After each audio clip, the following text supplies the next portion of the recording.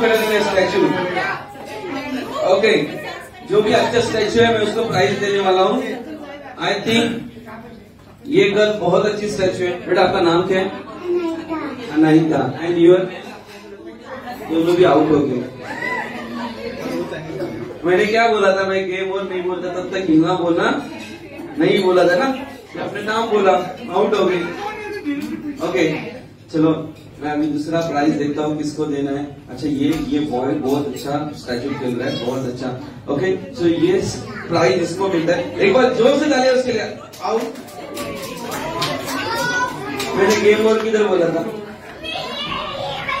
Okay okay okay, फिर से एक बार खेलेंगे।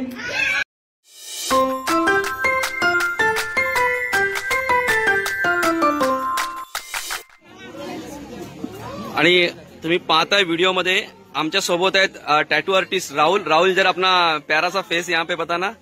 हा याचा सुंदर चेहरा आणि छान टॅटू तो इथे काढतोय। तुम्ही पाहताय या ठिकाणी छान टॅटू तो बनवतोय आणि तुम्ही बघू शकता सगळी बच्चे कंपनी इथे आलेली आहे आणि खूप शिस्तीत ते लाईनीत आहे आणि